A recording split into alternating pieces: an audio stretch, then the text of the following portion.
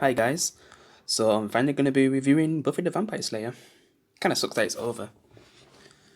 Yeah, I basically found out about this show from my aunt, since she used to watch it back in the day, and I guess my mum watched a little bit of it, and I just found out from them, and it eventually got to the point where I watched it because I think it was back in March, basically when the quarantine started. I kind of got into the show then. I was also going to watch the spin-off show Angel at the same time, but I kind of found out how you're supposed to watch it, which I'll talk about that later. If you're going to watch the spin-off show as well, if you're actually intrigued in the show and want to watch it, or if you know about the show and you've always wanted to check it out, just didn't know if you was ready to watch it, then yeah, I just hope this review helps with that. But yeah, I'm first going to talk about the plot. So basically, we're in a small town called Sunnydale, and the main character is a high school student, Buffy Summers. She was basically like a cheerleader, just had the normal schoolgirl life, and then like this destiny was bestowed upon her, and then she became a vampire slayer. She basically got like a strength of a slayer. And as I go on with the review, I'm gonna be covering everything, even what happens at the end and everything. But I'm gonna do it like where 10 minutes, I guess, spoiler free, and then the last 30 minutes, I'll just be talking about everything. But I'll go through season 1 to 7, and then I'll just have a summary. So right now I'm gonna be talking about the plot and the main characters, and then after that should cover like 10 minutes, and then after 10 minutes, or if it goes a bit longer, I'll basically warn you guys. And when I'm in editing, I'll probably have like whatever you call them, like stamps where you should watch and where the spoilers will begin, which I'll sort out later on. But yeah, so like I said, a high school girl gets the power of a slayer, and she has this responsibility to protect this town and fight vampires. And she also meets some friends along the way. But first, Buffy Summers is played by Sarah Michelle Gellar. I kind of grew up with her on the Scooby-Doo movies back in the early 2000s. Because, I didn't really watch Buffy back then. There's a chance I might have seen a few episodes, but I didn't really watch it because, I think that was at the time where the show was ending. And I was just a little kid anyway, so yeah. Also, Angel was on, but yeah. So yeah, I grew up with Sarah Michelle Gellar on the Scooby-Doo movies from 2002 to 2004. There was like 2 movies, yeah. She was also in the show called The Winner. But yeah, also one of the other main characters. We also have Willow Rosenberg, played by Alison Hannigan. I kind of grew up with her on How I Met Your Mother. Yeah, one of my favorite comedy shows. And if you can hear another say, sorry about that, yeah. But yeah, I basically grew up with her on that. I do miss that show, but near the end, I kind of stopped watching, and I heard it didn't really end well. But yeah, it's cool to see her in this show, because I did know that she was in this show, so that was another reason to watch the show. There's many reasons to watch Buffy. But yeah, that's definitely one of the reasons. We also have Xander Harris, played by Nicholas Brendon. He kind of started off as my favorite character because he's one of those comedic characters. But then like there was another character who I'm going to talk about now. So this is Rupert Giles, who eventually became my favorite character, played by Antoinette Head. I also know him from another one of my childhood shows, since there was kind of a big reason to finally watch the show, especially in quarantine time. But yeah, I basically first knew him from Merlin, if anyone grew up with that show. He was like the king in that show, if you remember. Like, he was such a jerk. He's basically Arthur's dad in that show. Yeah, he was such a awful king. But he wasn't terrible, but he wasn't the nicest of guys. I was just like waiting for Arthur to be king, but yeah, he definitely played a good bad king, if you know what I mean. But yeah, I love Giles, man. He's basically like the only English character in the show, or should I say for a while, but yeah. I have Buffy Summers' mom, Joy Summers, played by Kristen Sutherland. Yeah, she always gives up. I mean, she always brings good vibes to the show. And then there's Angel, played by David Boreanaz. A character so good that it gets his own spin off. And there's a lot of mystery behind his character. Also, there is a few other characters I wish would have got a spin off, or at least a movie, like as the show goes on. But yeah, Angel's definitely a great show. And if you haven't watched it, you should watch it at the same time as Buffy, but there's kind of like a watch order. But yeah, I'll kind of explain that, later on, like I said. But yeah, Angel's definitely a cool character. One of the first cool characters of the show. Because as we go, we get some more cool characters. And then there's Cordelia Chase, played by Charisma Carpenter. Like, she basically starts off as like a bully character, so there's not much to say there, but I kind of like what they do with her later on, and especially what they do with her in Angel, but yeah. I guess I'll have to talk about that in a completely different review, since that's Angel stuff, so yeah. And there is stuff from Angel and Buffy that spill over, but yeah. I'll talk more about Cordelia in Angel when I actually review Angel, since I still need to watch the final season. So, I guess for a few more minutes, I'll talk non-spoilers and then, I'll start to get into the spoilers and go throughout the seasons and then just a summary. But yeah, so there's basically Buffy who meets Xander and Willow. They basically become best friends and fight evil together, since in this show there's more than just vampires that they fight. Because when I first watched this show, I was thinking like, I wonder if they're just gonna be only fighting vampires. And then we found out that there's all kinds of monsters that they actually fight.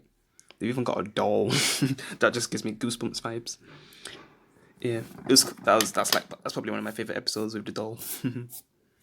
There's also a moment where one of the main characters get turned into like, well, kind of an animal, but well, they don't look like an animal, but they basically get a personality as an animal. Just a lot of funny storylines, and it is made by Josh Whedon, so which Josh Whedon's the person who made the Avengers movies, well, the first one anyway.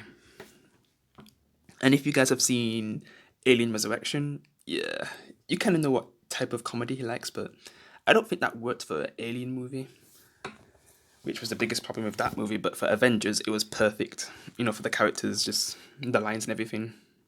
Oh my god, I can't even say the word. Is it tongue in cheek? That kind of stuff, like the way how it is. I just kind of like how he makes stuff. It just didn't really work in Alien Resurrection, but it was perfect for the Avengers, the first movie that started the MCU. And especially Buffy. Oh, I can't imagine anyone else directing this series. He also directs the spin-off as well, so if you decide to, for some reason, watch Buffy first and then go to Angel, yeah, you'll still get the kind of similar vibes of what, Buffy gives you. But yeah, back to the story. So like I said, they basically fight all types of evil, not just vampires, which I was surprised about. And there's the main villain, the Master, which I guess I'll talk a little bit more into the spoiler stuff and where that goes. That's basically her main threat and who's commanding the vampires in Sunnydale. And who she's constantly fighting in this first season, since the first season it's kind of a short season, the first season. I think it's just like 12 episodes, but still a pretty good start to the show. Definitely. Then there's Angel, who occasionally helps him. And there's some stuff revealed about him as the show goes on. And I'm just trying to think what else I could cover without talk about spoilers yet. I'm just trying my best not to talk about spoilers yet. But yeah, Cordelia Chase. She's kind of like the bully who tries to bully him all the time. I don't know what she thinks of Buffy, but say if Buffy hand out with a more popular group, which I think there's one time when she does, I feel like they would hand out more. You know, but Cordelia Chase is that type of character who wants to be with the cool group, and if she's seen with them, she's kind of looked down upon. So yeah, she's kind of that character as the show, when the show starts. But we talk more about her when when I get to the spoilers. And Xander, oh my god, his jokes, like I always love to hear what he's gonna say next. He's just such a funny guy. It's why I loved him first. Then there's Willow. She's she's the smart one of the group, the one that knows it all. And when Giles and Willow, which Giles, he's a bookworm, so yeah, and Willow too, so they're the ones who think of the plans, and then Buffy's the one who executes it. Xander, he does start to help out a lot more because at first he can't really do anything. He's just really the joker of the group, but you still love him for that. But as the show goes on, like these characters come a long way, and the cast do change a little bit, but the main three they'll always be there. But yeah, I think I'll talk about spoilers now. Like I'll basically talk about season 1 to 7. I'm not sure if I'll include anything from Angel, since there's some moments where when Angel gets his own show, he comes back and has like a little crossover where you have to watch both episodes to know the whole story. But yeah, I'll just see if I even do that. I might forget it anyway, since it's only like kind of little stories. So yeah, I'm gonna talk about the main villain, the Master. He's the first villain we get introduced to in the series, played by Mark Metcalf, if I said his name right. Sorry if I didn't. He's a pretty cool villain to introduce at first. I don't think much people remember him that well, but from his portrayal that he gave, it was definitely really memorable to me. And just seeing the kind of formula that's going to be set for future villains, he's definitely a pretty good start. And we do get to see him a bit later on as well, which is cool. In like flashback stuff for other villains and stuff like that. But I'm not going to get too much into that yet. But since I'm talking about spoilers now, I can kind of talk about anything now. Because we do see him in Angel as well. And some other stuff later down the line. But he's basically the ones who are in command of the vampires, since he's the oldest vampire. And I guess, I don't know how long you'd live to become like him as a vampire. But I guess that's what eventually happens, I think. Because do all vampires look like that? Like, many, I don't even know what to say. It's not even centuries later. Because 1,000 years later or something, I don't really know how long he's been alive for. To look like that. Because he's different from all the vampires. Because when the vampires have that, the vampire face, they look human at first, and then they have the vampire face, where he looks like a proper vampire and he can't really change his face. So he has to live underground while his minions do all the work. But yeah, he's definitely a cool villain and a nice one to start the show. He can have that, tongue-in-cheek humor as well, just like all the characters, which I love about Buffy. With that stuff, yeah, it's fun. It's kind of like with Loki. So Loki is probably like the best example how I can explain the villains in this show. With how he is. I'm not saying like everyone's like Loki, but just the way how he acts. It all started with this villain, and that's why I'll always remember him. Like he's probably one of the ones that I'll probably will never forget, because there's villains throughout the show that I'll probably like forget about, and until I rewatch the show, I'll probably remember. Because right now I remember all the villains, but if I ever go back to the show in the future, I might forget that there was even in the show. So, but he's one of the ones who started the show and was well played by. Sorry, my fault. Mark Metcalf. I still don't know if I'm butchering his name, so sorry. But yeah, it was a great introduction to the Buffy villains. Alright, so season 1. So I've kind of covered, about her being a high school student, and then she meets friends who help her fight against the vampires, and many more evil that goes throughout the season. And then eventually, she kind of falls in love with this guy called Angel. And then she kind of finds out about, what he really is. Because at first I was thinking, like, since he's called Angel, it's kind of obvious what my first thought was before I actually watched this, watched Angel and Buffy. I was thinking, like, he was just an angel, but it's actually revealed that he's a vampire. So that was a big surprise to me. I was like, whoa, he's a vampire as well? But he's good? But then we eventually find out that he actually has a soul, so he's different from the other vampires because when someone turns into a vampire, they're not really themselves anymore. They're just a vampire, they don't have a soul. So Angel is basically cursed by a gypsy. So every innocent person he's ever killed, like, he remembers it all and just feels so guilty about it. So he tries to be a good person afterwards. And the people who was with him at the time, like, kind of realized that he changed. Because back in the day, like, Angel was known as a very ruthless vampire. And the Master knows that as well. We kind of learned that from him. And another character, Darla, played by Julie Benz. I kind of know her from Dexter. But yeah, it was cool to see a younger version of her in this version. Kind of weird way to put it, but yeah. But yeah, I guess we kind of see that, they had a thing back in the day. Angel and Darla. But since he's a, good person now, he tries to get away from that life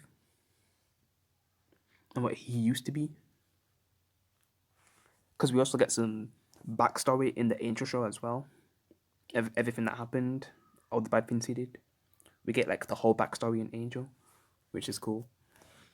But yeah, I'm not really going to cover that here, so yeah, I'm not going to say everything that happens. All the things that he did.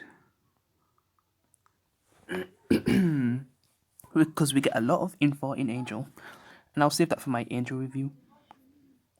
So yeah, he's just trying to help out Buffy through the show until they eventually have a big fight where, Buffy is fighting the Master, and very surprisingly, Buffy actually dies. I was kind of surprised with that, like, really? She's dead? And I think they use something to bring her back to life. Well, Angel uses something anyway. I just can't remember how it actually went. Because, it's been a while since I watched season 1. That was like back in March. But yeah, she does come back to life. Because she was dead for a little bit. Then she gets back up and then, takes on the Master. We get our first big fight. Then she eventually wins and smashes him through the ceiling. Nice finish to the Master. And that's basically how season 1 ends anyway. Because I think they also kill Darla as well. And that's the end of her. But yeah, I don't want to say anything else anyway. About certain characters. Since some of it go into Angel. So yeah, I don't really want to mention anything else to spoil that show. So yeah, I'm going to move on to season 2 now. Alright, so now we have Spike, one of the new characters in season 2. Man, he just steals the show for the rest of the series, in a way. Even though there's some seasons where he's not around. But when he comes back, like, man. Oh man, Spike. Definitely the coolest character in the whole show. Definitely have to say that. Man. Because Angel, like, he was like the first cool character that we've seen in the show, and then we just get Spike. What a huge step up as well. Man. I don't even know where to start with Spike. It's just so awesome. He's very witty. He's very cool. Very British. No. It's just so funny. He's obviously a bad guy vampire though. So he's not a part of the main cast yet. Since I'm talking about spoilers now, I can say that, so yeah. Because he definitely starts out as the new big bad. But as the season goes on, Angel becomes the big bad because his gypsy curse gets, lifted by a gypsy in the show who Giles dates. because it just seems like she was like a normal teacher at first, but then she's actually a gypsy who wants revenge, and then but she releases it, and then that gets her killed, which was a dumb move. But yeah, Spike, he was definitely oh my god, I don't know where to start with Spike. It's just so cool throughout the whole show. And cool's not really the only word I should describe him. Oh my god. But yeah, he was played by James Masters. Yeah, I kind of seen him in Marvel's Runaways, and that was before I started watching Buffy. But yeah, I first seen him in that. There's not really much I can say about him in that show. And then I recently seen him in Supernatural, which was cool. There's also another person who's in Supernatural from Buffy. Because I just wonder how Supernatural would be if Buffy didn't exist. Because that's probably like a prototype for Supernatural. Then they just made their own thing. And they got 15 seasons instead of seven seasons for Buffy. Anyway, if you combine Buffy and Angel, that's like 12 seasons of the Buffyverse. But yeah, he basically comes into the show like just I can't help but to say he's like the definition of cool when it comes to TV characters, because there's many TV characters that you would say like the definition of cool, but for me it's Spike, his name as well. When you look at him, he just like his aura is all cool. Oh my god, I can't stop saying it, but it is true, man. I also forgot to mention the master's the apprentice, or who's going to take control of the vampires afterwards. Like it seemed like he was going to be the next big villain, after the master died. But then Spike just comes and just locks him in a cage, and we never see him again. It was kind of funny because that kid was a bit creepy. But yeah, I guess we didn't really get to see that much from him. Not really, because he was in season 1, and then going into season 2, it seems like he was gonna get a bigger role. But then Spike just comes along. But I prefer that they went in this direction than keeping that kid around, because just imagine if Spike wasn't really around for too long and we lost him. That would have been a huge mistake, because he's probably like a fan favorite back in the day. Yeah, there's a few things I don't really like what they do with him later on, but yeah, he just started off so awesome. And was a great villain for Buffy to face. To face. But then they kind of do stuff later on with Buffy and Spike, which I don't want to talk about right now. But yeah, I'm just going to move on to another character who Spike is with at first. And then there's Drusilla, Spike's girlfriend, played by Juliet Lando. Yeah, she definitely has. She's probably like one of the most creepiest, if not the creepiest character in the Buffyverse. Because I can't really think of any. Well, there is one near the end of the show, and there might be another one who I'm just forgetting about. But yeah, I just like how you can tell that she's a very old vampire from the way how like she speaks. It's very old in English language. Like what you would hear in Shakespeare, like the way how she talks. And since she's a vampire as well, it just comes off really creepy. And that's what I like about Drusilla. But I kind of hate like how she eventually kills someone who I wish didn't die. But yeah, what can you do?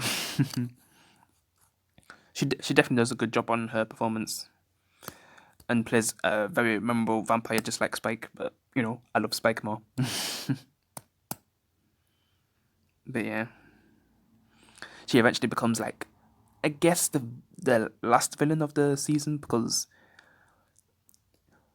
you could say that the season kind of keeps changing its main villain. It starts with the Master's apprentice, to Spike, to Angel since he loses his soul, and then Drusilla at the end. Yeah, it just keeps changing. Because, oh man, I don't even want to talk about this character yet. I'll do that separate because Drusilla basically kills his character. But yeah, she definitely did a good job as Drusilla. Like, just man, I can't think of anyone who's more creepy than her. Even though there is that priest at the end, but I'm not really gonna talk much about him until I get to season 7. And I'm just not sure if I'm missing a villain, but I might think of the villain like later on anyway. So yeah, I'm just gonna move on to the next character now. So yeah, now I'm gonna talk about Kendra, the vampire slayer, which she kind of like basically how it works when a slayer dies, which Buffy actually did die in season 1. Another vampire slayer, is born, or not born, like chosen, which was it was given to Kendra. And since she probably found out like there's a lot of vampires in Sunnydale, she probably came over to take them out. Then that's when Buffy meets Kendra, and then finds out that they're basically both vampire slayers. But we all know that Buffy came back to life. So basically, like every time a vampire slayer dies, there's always a new one chosen. But there's also one time where Buffy died again, because Buffy dies twice in the show, and I have no idea about Angel since, because I know that Buffy's going to be in the final story of the final season of Angel, but I just don't know what's going to happen with her character in that show. But yeah, as in Buffy, she dies twice. In like so basically season 1 and season 5, Buffy dies. But from her second death, I don't think a vampire slayer was born. But yeah, Kendra. it just kind of sucks that they kill her off, man. Because at the end, like Drusilla basically kills her. I was kind of shocked that they decided to do that because man, she was such a cool character, man. And just she was very unique. I feel like that's the right word to use. And it just sucks that they just got rid of her like that. Plus, she wasn't in too many episodes, which also sucks. But it was cool to see what we actually got from her. And I just like how she was probably like more careful, and I guess she didn't really have any friends, but still that didn't really help her in the end when Drusilla got to her. But yeah, I kind of heard that she actually lives much longer in the comic. Well, I don't even know if she even dies in the comic, but she's around a lot longer compared to the TV show. This actress, Bianca Lawson, she's actually been in a lot of vampire stuff. I just realized that. I think she was in Teen Wolf as a vampire as well. I know she was in Saved by the Bell, but I'm not sure if that is related to vampires. There's some other shows as well, but yeah, I could show you a list of them. So yeah, these are the other shows that she's been in, other than Buffy, and probably what she gets a lot more time in. So yeah, Teen Wolf. I'm not sure if she's a vampire in that show because I haven't really watched it yet. The Vampire Diaries. I guess she might be a vampire in that, but you can kind of see a pattern that she was always in vampire stuff. I wonder how Dawson Creek is though, since she decided to do that after Buffy. I think she was in like 4 or 5 episodes of Buffy. Like she was in 2 episodes when she's first introduced, and then like I don't know if it's just like 2 episodes afterwards, and then she dies. It did suck because she was definitely a unique one. It just sucks that she had a lame Watcher. Because wouldn't the Watcher have come with her instead of just going to Sunnydale by herself? So he wasn't really that good of a Watcher compared to Giles.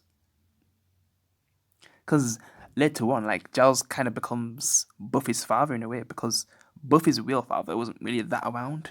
It was like her mother that was mainly looking after her. But yeah, I'm just gonna move on to something else now.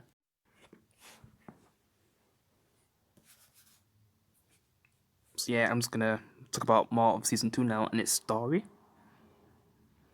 So yeah, earlier on, Spike basically comes in and gets rid of the Master's apprentice and locks him in a cage, and we just never see him again, which is funny. and then for a while, like, Buffy's basically battling Spike, and it seemed like he was gonna be a very strong villain compared to the previous one, but he just easily gets beaten by Buffy. He probably didn't like think how strong Buffy was actually gonna be, because I guess I'll mention this now, which I don't think they talk about this until later on, but Spike's actually killed Slayers before. So he's actually killed 2 Slayers in his lifetime, if I can call it a lifetime, but he's been alive for a long time. Well, not as a human, as a vampire. Well, I should say around for a long time. So yeah, he's actually taken on 2 Slayers, and one of the Slayers' son actually wants revenge later on in the show, but yeah. We'll talk about that later on. So he probably thought like, oh, beating Buffy, she's going to be easy. He just keeps getting his ass kicked over and over.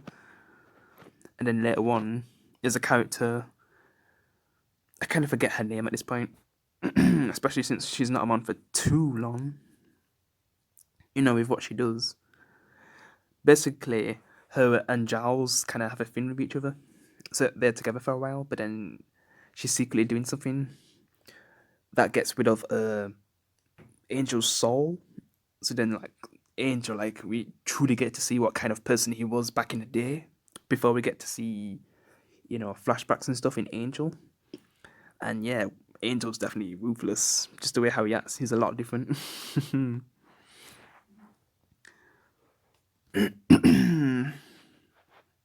Yeah, we truly get to see how dangerous he can be when he's Angelus, since that's what people call him. I think that's what the Master called him as well. And Darla, they called him Angelus. So that's when it's evil Angel. Angel is the angel that we first meet. And before he goes back to Angelus. But yeah, he's ruthless. That version of Angel. He got so dangerous, I think. When it got to the end, I think Buffy tried to kill him.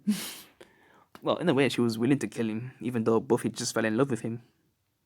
It's probably kind of hard for her to do that. But it was really the only way. Yeah, she didn't really have a choice. So yeah, when it got to the end of the season, she was willing to kill Angel, even though that would probably be her true love for, like, always be her true love. But the world is more important, so she had to do what she had to do. Oh yeah, and Drusilla, she basically gets away after killing Kendra, because I think Drusilla, Angel, and Spike basically work together to try to take out Buffy. But they don't really succeed. But Drusilla still gets a win and kills Kendra. So yeah, that still happens. Angel gets defeated, but I think he comes back. He comes back with his soul anyway, going into season 3. Because they make it look like he's dead, but he does come back. Because he best gets locked in his portal, and when he comes back, he's not really the same person. But we'll talk more about that in season 3. Like, just the way how he acts. And Spike. Well, Spike and Drusilla basically go away together, and it's kind of funny what happens with their relationship afterwards, which I'll talk about that, going into season 3. But yeah, season 2 was a good season. He had a great introduction to Spike. A lot of cool episodes in between the main story. Yeah, it was a solid season. And it is one of my favorites. Even though season 5, I definitely say is my favorite, but I'll talk more about that one when I get to it. Alright, before I talk about the main villain, I'm going to talk about Faith. A character that has such a... Well, I don't know if I should say strange. I definitely say she has one of the best evolutions from how I first started, like... She just seemed average from, the previous Vampire Slayer we had. Since after Kendra dies, another Vampire Slayer is born, or chosen, should I say, again. Which is Faith. And man, she's definitely reckless. She's so reckless, man.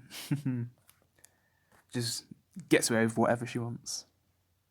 So she kind of starts off as an average character, and just very average. And then when she starts to do things with the main villain, and she's a slayer as well. Oh my god, definitely one of my least favorite characters at that point. And then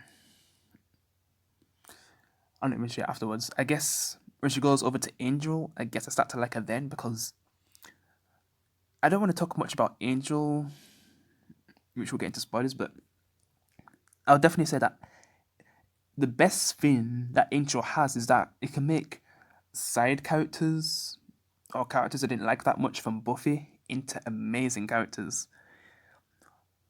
Even get to a point where I respect the characters more than the characters in Buffy as we get later on into the Buffy show. Like, that's how good Angel is with, using those characters. I just don't know how they do it, like. And it's made by the same person. I'm not sure if he has a different writer helping him on the other show. But just the way how they're able to make characters that I didn't like as much, or just side characters, just amazing characters. Because there's also another character who comes into the show, which I'll be talking about as well. He goes over to the spin-off show, and they make him amazing too. And Cordelia, like, I need to talk about her evolution so far in the series, since I haven't really talked about her so far in this review. Alright, so I'm going to talk about Cordelia Chase's evolution from season 1 to 3. So, in season 1, she basically starts off as like a bully character who hangs out with the cool kids and just bullies the main characters, I guess. And then, I think, was it near the end of season 1, she starts to she was basically got into a situation where she was in trouble, and then they was there to save her. And that's when she started to get into their adventures, even though she didn't really hang out with them that much. Like, whenever there's trouble, like, I guess she would come, to get help from them. But she didn't really hang out with them that much at that point. Going into season 2, however, it seems like she started to get more closer to the group, until eventually, like, her friends started to realize that, and they started to diss her for that and stuff. But she eventually, came into the Scooby Gang, which I forgot to say. that's what it's called, the Scooby Gang. It feels like a foreshadow to the Scooby Doo movie in a way. No, since it's called the Scooby Gang. So yeah, she basically joins the Scooby Gang, the Buffy Gang, whatever you want to call it. Was it who even came up with that name anyway? Was it Willow or Xander? I don't think it was Buffy anyway. Might be one. But yeah, Cordelia definitely has a good evolution. Because, yeah, season 3, she's like fully in the group and gets to the point where she's dating Xander, which I wasn't expecting that, like, them ending up together, because Xander seemed like he hated Cordelia, especially before she joined the group. And then they just end up dating each other, like, that was. Well, there's many weird relationships in the Buffy verse, and this is probably like the least weird one. Like, this is one where I was like, okay, because in both late Angel and late Buffy, like, we get some very weird relationships. We certainly do. Oh my god. And this is the least weirdest for me anyway. There's even a point where it looks like Cordelia dies, but she survives. But yeah, she basically gets to a point where she wants to, like, after the end of the season, she basically goes to LA, where Angel's going to be set. And that's when she runs into Angel, and then, yeah, I won't say anything else, so yeah. And yeah, I kind of like Cordelia's evolution, especially going into the spin-off show as well. She comes a long way, that's all I'm going to say for now. And now the main villain, the Mayor of Sunnydale, played by Harry Broner. Yeah, I think I said his name right. Or is it Groner or Broner? I'm not sure. But yeah, it was alright villain. I still prefer the first seasons, but still, I don't like what they did with him. But could you say he's one of the reasons why I don't like Faith because of how Faith decided to work with him, and we find out that he's basically the villain of the season. Because he just looks like he's a normal mayor, but there must be a reason why they're focusing on the mayor of Sunnydale. And it kind of gets revealed that he's like a half demon. I can't remember his exact plan, so yeah, that's a bit fuzzy to me now. Yeah, I just can't remember the full plan, but yeah, he basically uses faith because he knows that there's something in his way, which is the vampire slayer, and he basically uses faith to go against Buffy and fight her. And we all know how that ends. But yeah, I do like his personality. He's a fun villain. For some reason, I prefer the Masters, but yeah, I kind of like his relationship with Faith in a way. It's like a father and daughter kind of relationship. Yeah, I just found him okay. Definitely better than the season 4 villain that we're gonna get. It's not really. He's basically just like a robot, so like an android. He doesn't really understand things. But he definitely does some pretty messed up stuff. The season 4 villain. But yeah, this villain is like a villain who actually turned a vampire slayer against Buffy, so I guess he'll be remembered for that. And having a not relationship, more like a father and daughter relationship.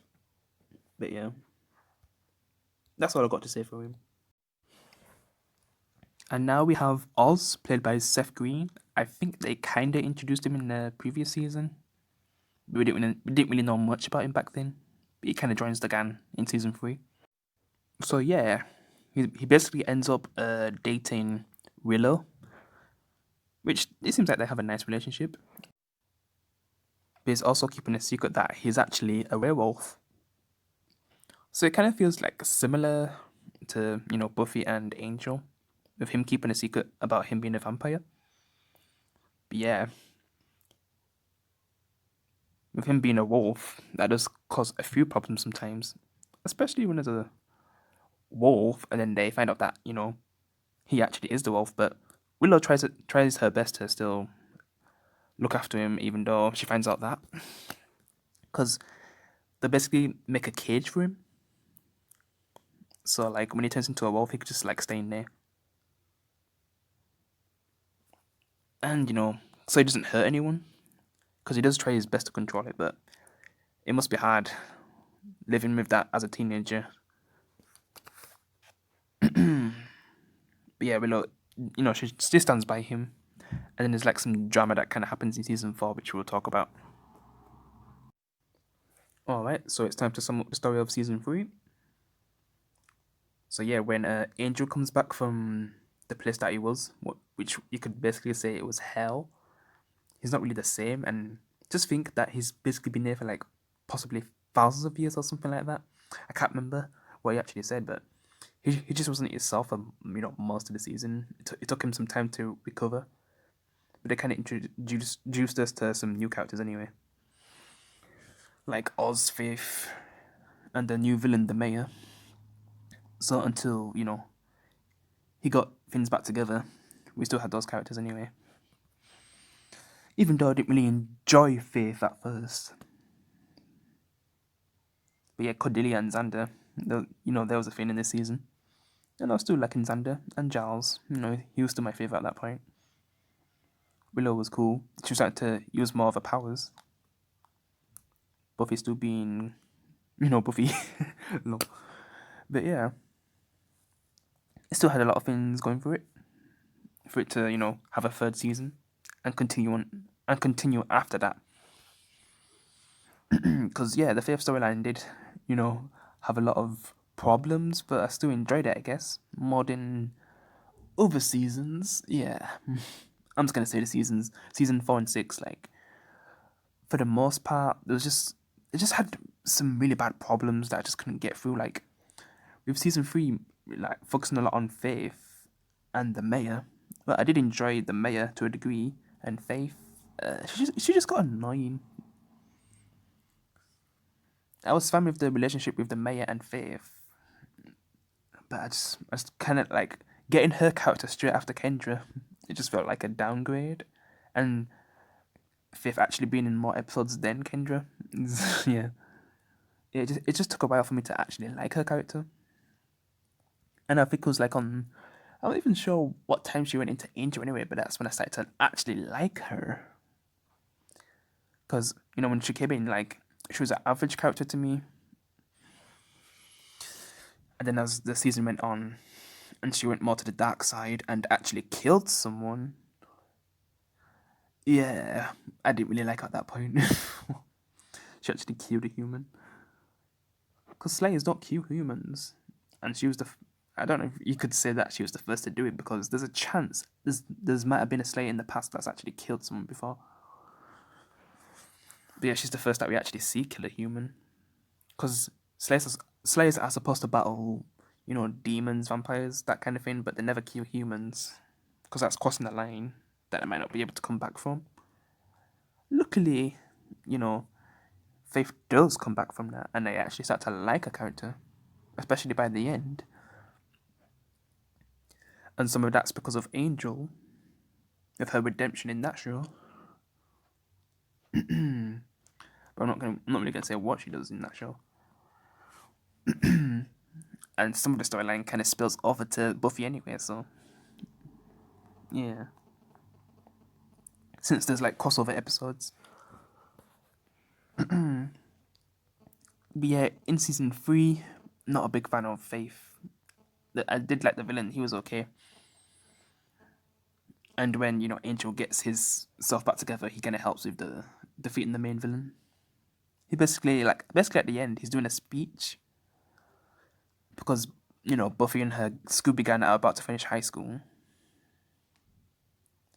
I kind of like how Xander makes a joke about, "Wow, I'm surprised we even finished high school," and I'm not sure if that's because all the evil they've been fighting, and he probably thought he would have died by now, or just we actually finished high school. Wow. But basically, by the end, the fight the mayor, but it turns into this like monster, and they have to fight that thing. Just the CGI back then, oh my god, it looked funny. Still a cool way to end this, season 3. And it seems like in the last season they was trying to go for that vibe in a little bit, just a little bit. I had a little bit of a hint of that, when I went into the new high school. Since this one in season 3 gets destroyed, the one that's been around for the first 3 seasons, yeah, that gets destroyed. Because there's basically something called a Hellmouth, that's like a portal to a hell dimension, and I think that's where, Angel went to as well. So I guess I'm not sure if they think that it was destroyed, at the same time when they took out the mayor. Oh yeah, the principal. I just remembered about the principal. Oh yeah, the principal, man. It's like he had a thing for Buffy in, getting her, like, making sure she's in trouble or something. I don't know if I explained that right. It's just something about Buffy that he hated, that he disliked. So if it seems like she was the cause of the trouble, she'd get in trouble for it. Even getting to a point where he's gonna expel her. And Buffy's mother didn't really like that. Also, Buffy's mother. This is one thing that I wish happened, and it seems like it did happen in the past. But I kind of wish that Buffy's mother and Giles actually got together. I just feel like they would have been a good couple, even if it didn't last for too long. I would have liked it. Because it seems like Giles was already a father to Buffy anyway, so I feel like it would have worked well. There's like an episode in the previous season where acting like how they were when they were kids. That was kind of a funny episode. And I kind of said that they was actually together anyway, so yeah. And that's all I'll say about that anyway. Lol. But yeah, that principal, man. I kind of forgot what his name is at this point. But it wasn't really that nice of a principal compared to the one that we get later. But then there's like kind of hidden backstory between him and Spike. But yeah, we'll get to that when I get to that season. But yeah, they basically end up defeating the villain. The high school gets destroyed. Well, the villain also eats the principal, which is funny. Which he kind of deserves it at the end. I just kind of like how Buffy makes a speech to everyone in the high school because like they're going to be fighting all these things that are going to be coming for him. And it just, I think season 3 has the best ending to a season other than season 5's ending. Like, man, the way how they did that one, that like, if Buffy was going to end in season 5, that would have been perfect. Yeah, I do enjoy season 3's ending because it's the last time you see him in high school anyway. Since later on they're going to college and stuff.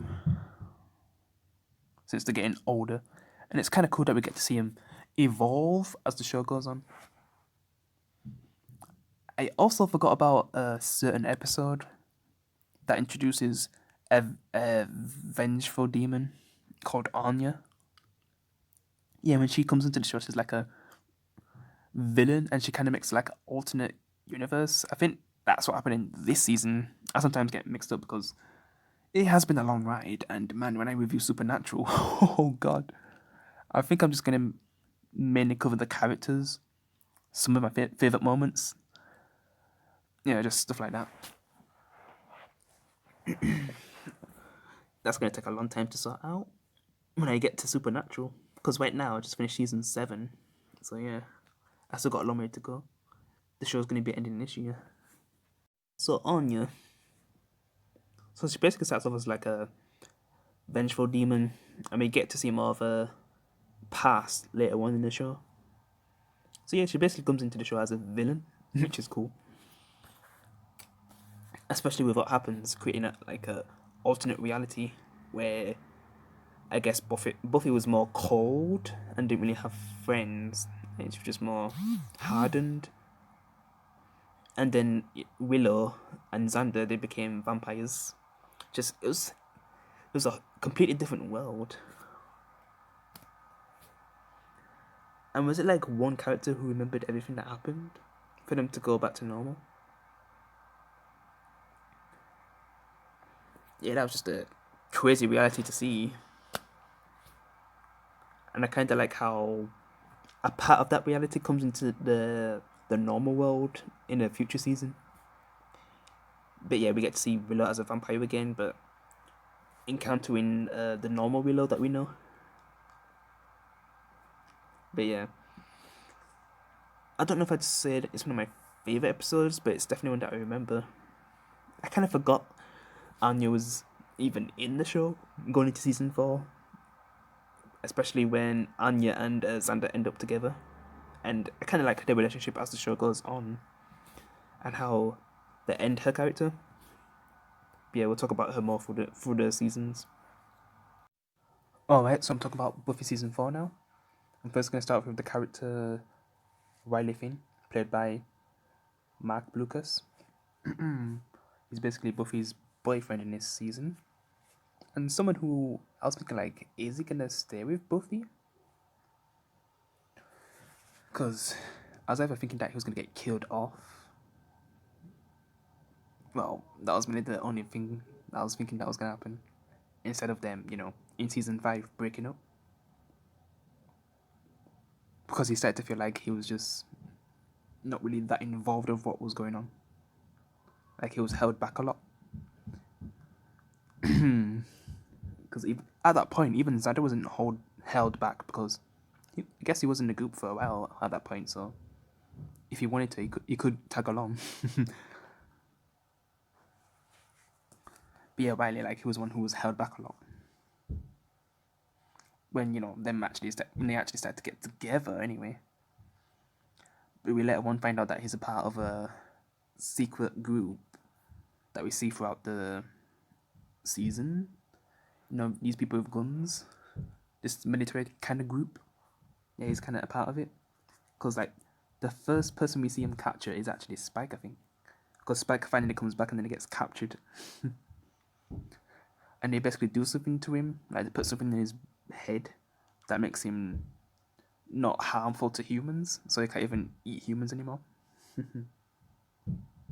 And, Spike has that for a long time. You could kind of say for the rest of the show, but season 7, he does get rid of it, so, yeah. Which eventually makes Spike a good guy. since he has that stuck inside of him and he can't really do anything to harm humans. So he starts to fight demons, but in a way, he still kind of wants to get revenge. But yeah, I'm supposed to be talking about Wiley now. Because Wiley just starts off as someone who... It seems like... It's just weird how he was hanging out with a certain teacher that Buffy has. But he's actually... That was actually his boss in his secret group that he's in. Because he's basically undercover. And he eventually finds out that, Buffy is someone who's fighting these vampires and demons, which is what he's doing at the same time. So they're both trying to be secret from each other, but they're like, I think it kind of all smashes together in the end. So they both know what each other's doing, and we get to see like what's going on in his secret Batcave, should I say? No, he has a big operation. And that teacher, who is supposed to be Buffy's teacher, is revealed as their commander, I guess, because he has his own unit. Wiley has his own unit that he commands, but he does take orders from, I guess, Buffy's teacher. I kind of forgot what her name is. I just kind of make jokes how she looks like a man in the show. But yeah. But I'll talk more about her character and what kind of happens, and how that involves the main villain. But yeah, this is like someone who's Buffy's boyfriend for 2 seasons. I could kind of say a bit less, since it's kind of early on where he dumps Buffy in a way, or he gives Buffy a choice, and it kind of depends on what she chooses to do.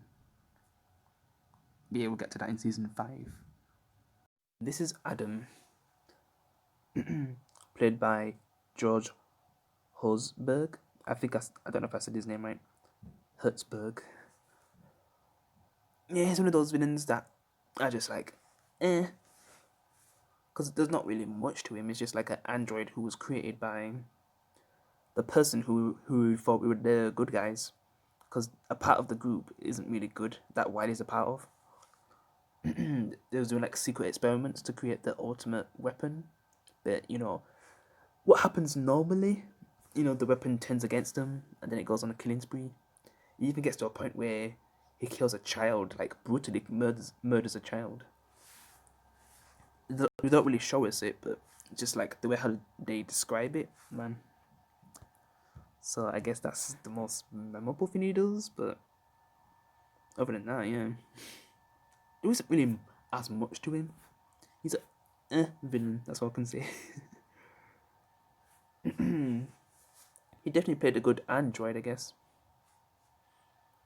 But it wasn't too much that they did with him in the end. But yeah, this season had a lot of problems, and it's possibly my least favourite season. I wouldn't say it's one of the big reasons because of it, but I kind of wish that they did more with him to make him that memorable, because before I was saying like there's going to be villains that I forget about, and he's probably going to be one of them, because this is the weakest season for me, even though there's a lot of problems with season 6.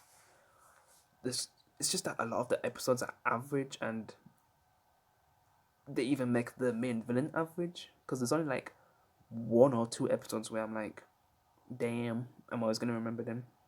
Well, one particular, because there's a great episode in season 4, and then there's one of the top 3 episodes in the whole show. Even Sarah Michelle Gellar says that it's one of her favorites, which I'll probably talk about now. And then there's like a lot of average episodes, and then like the worst episode in the entire series.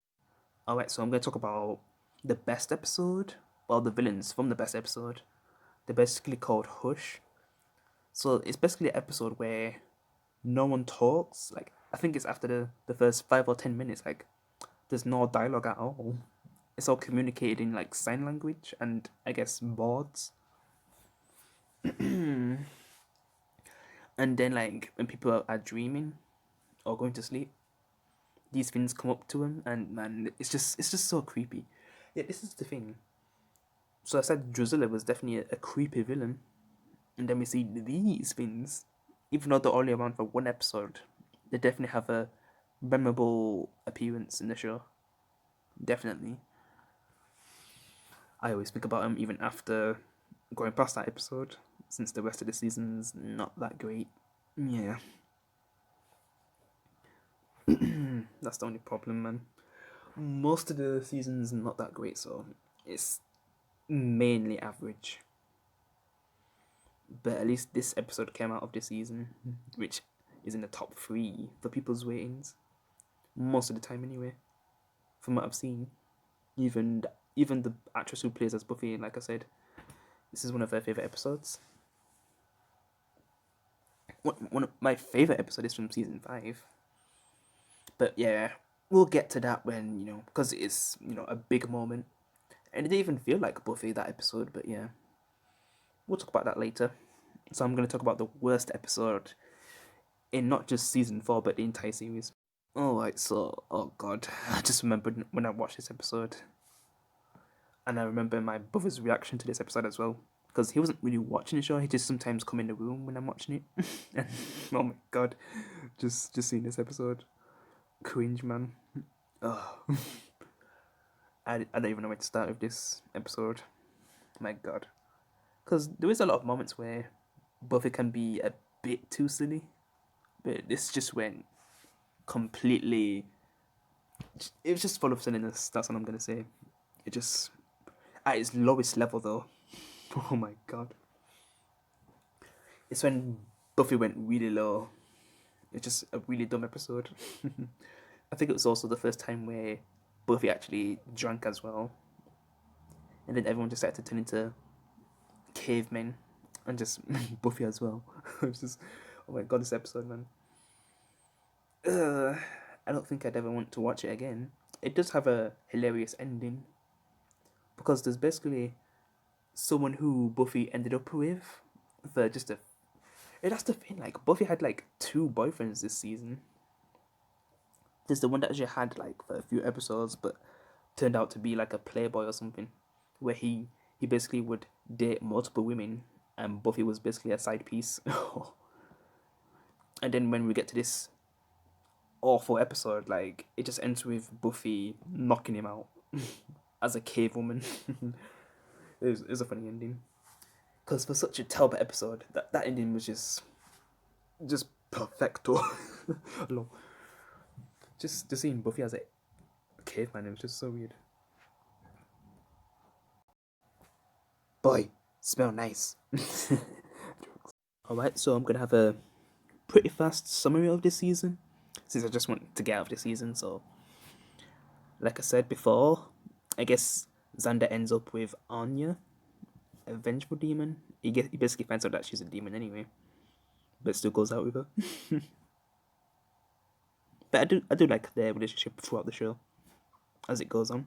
And then there's Oz, because he was a good companion to the group, and then I liked his relationship with Willow. It seems like it was destined to happen, but it just kind of sucks how it ends with him going out with another. Well, not going out, like being with another wolf, and that just kind of messes up their whole relationship.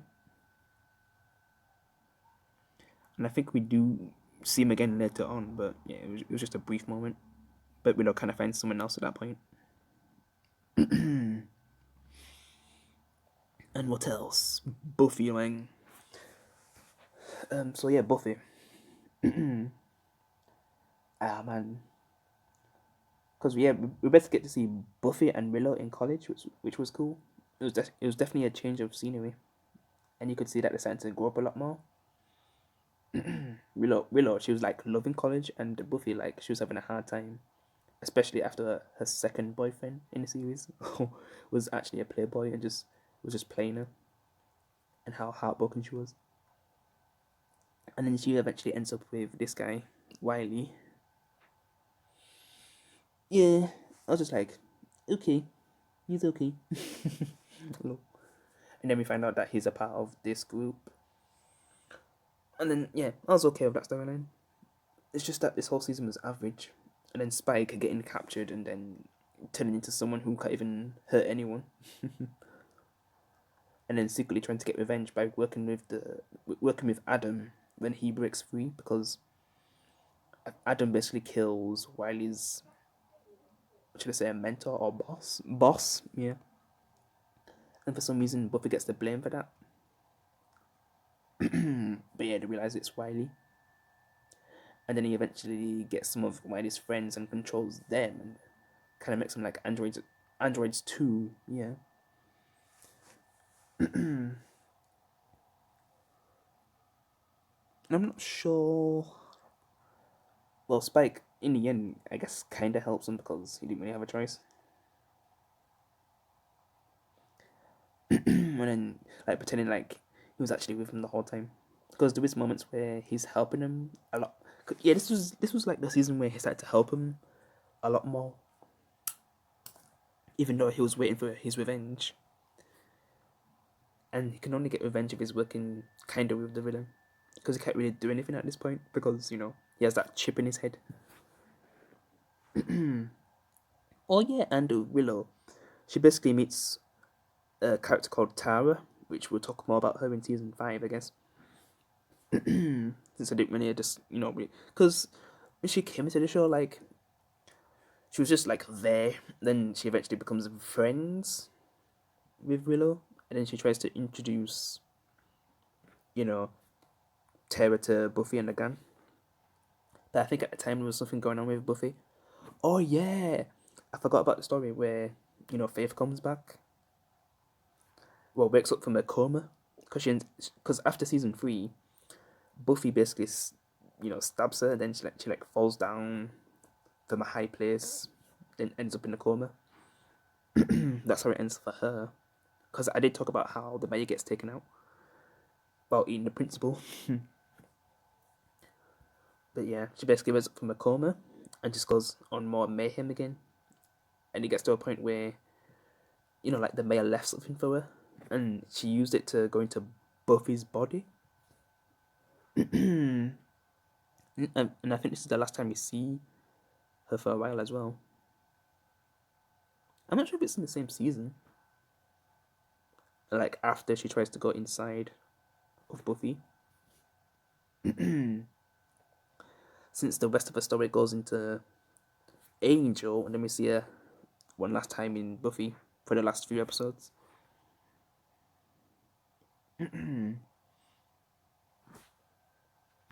But yeah, she basically does that and just sees how better Buffy's life is, and she kind of wants to stay as Buffy, but Buffy's not going to allow that because Buffy basically ends up in Faith's body and gets arrested and all that.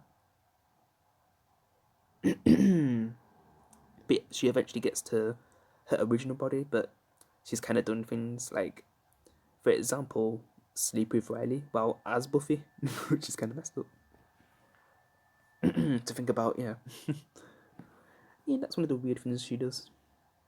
It's just funny that I couldn't really notice that there was something different about Buffy. But yeah. So basically, when Faith ends back up in her body, the Watchers, since we get to see some other Watchers in this show, other than Giles, they basically take her away. But I think they was planning on killing her, since they probably know like how much chaos she's made. And my God, I forgot to talk about a character in season 3, which I'm just gonna talk about now. I'm so sorry, guys. So yeah, guys, I forgot to talk about Wesley Winderham Price, played by Alexis Denisoff. I'm kind of surprised that Alison Hannigan is actually married to her. Yeah, I was surprised of that. That the both Willow and Wesley actor are both together. Yeah, that was cool to find out. Because I just like one time I was just looking at the cast, and then I was like, oh wow, they're actually together. Yeah, that was cool to find out. And man, looking at Wesley back in Buffy season 3 to how he is in Angel, yeah, he definitely has a big evolution. He just seems like oh man, I don't know how do I describe his early days of Wesley. Oh my god, compared to what he becomes now, because it doesn't even seem like it's the same character. Because when he does come into Angel, he's basically the same character that he is in, Buffy.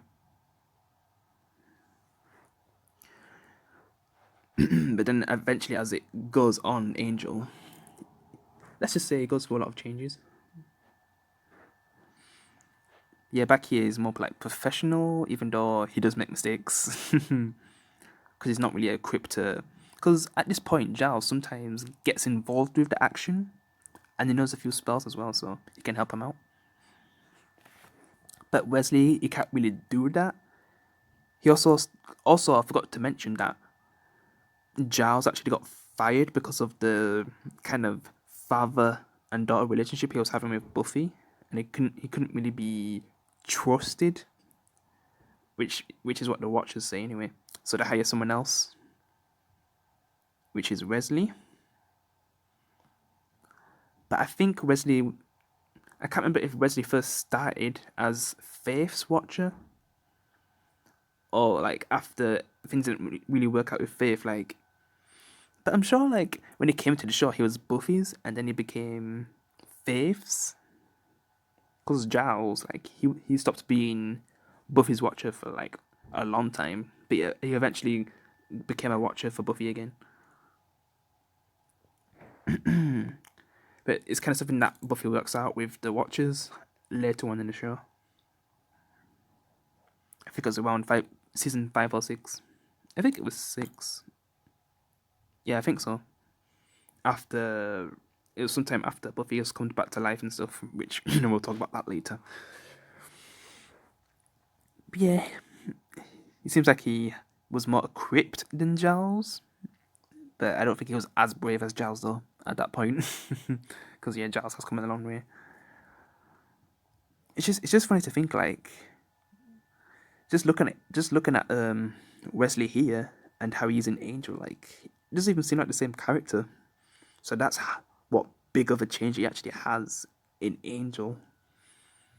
Because I'm on Angel season 4 right now, and he's just not the same character. It's like looking at a different character, a completely different wall, if you think about it. But if you've seen Angel, then you know what I mean. But yeah, we'll get more into him later on. So yeah, at the end. So at the end, they basically defeat Adam. I think Spike stays with the group at that point. Buffy and I'm surprised that Wiley, is still alive. So yeah, Buffy and Wiley are still a thing going into the next season. I've kind of said what kind of happens with them breaking up and stuff, since their relationship gets a bit complicated. Anya and Xander, their relationship continues into that season as well. And I think one of the characters goes over to Angel. Because one of the characters in the previous season actually did go to Angel, which was Cordelia, and now it's well, I think he goes in. I'm not even a bit more earlier than. Well, I think he goes in before the season ends. I know that Wesley, since there's something that happens in Angel, which I'm not going to spoil, and that's when he comes over. But yeah, I'm just going to move on to my favorite season now, season 5. Alright, so for season 5, I'm first going to talk about Dawn, since she was kind of a part of the season 4 ending that I missed out. Because at the end, we see that Buffy now has a sister somehow. I was thinking, like, has this sister been with the dad or something? But that still wouldn't make sense, really. If all the women he's seen and stuff, it just seems like a bad dad to have a daughter, like, actually looking after a daughter. So she just came out of nowhere. But it kind of gets explained as we go into season 5 anyway. And we kind of get a little story, which kind of reveals that she must not have been here for that long. Because it just, I was so confused for a while until they kind of revealed it. That she's actually a higher being and used to be something else and was created into a human. She's basically like a key to hide something from the main villain of this season, which we're going to talk about next as well. But yeah, I just hear that fans are not really big fan of Dawn, like the long time Buffy fans. To tell you the truth, she was annoying at times, but she seemed okay. It was cool to have a younger version of Buffy in a way. Because by the end, like, she's basically the same age as Buffy, right? When we get to the last season. So I think she's like 13, 14 when she joins the show. Yeah, we do find out that she's only been around for like, I'd say, we're going into season 6. Would it be like over a year or something? But the thing that I like about the character is that, like, it's like she's actually been here the whole time. It's just weird how perfectly her character fits, even though she wasn't actually there the whole time. That's kind of weird to think about. Because she only came in this season, and then there's like a big moment later on this season, which I'll talk about soon. And just to think that she only came like at the end of season 4, and it feels like she's been here forever. Especially since the characters think she's been here forever, because something happens where everyone thinks that she's been around all this time, but she actually hasn't. She hasn't, yeah. Because there's these monks that are protecting the key, and this they kind of put like a do some kind of spell or something like that, where it's like Dawn's been a part of Buffy's life and everyone else's life the whole time, and she actually hasn't. So she kind of has all these memories, but they're not real. And it seems like Dawn has a hard time through, realizing all of her life is not real. So yeah, she kind of goes through a lot, and she kind of runs away and stuff. And she also kind of has like a friendship with Spike as well. That's like probably like the first proper person to actually want to hang out with Spike, because the others just wanted to stay away from him. Because yeah, he does help out sometimes, but that's about it.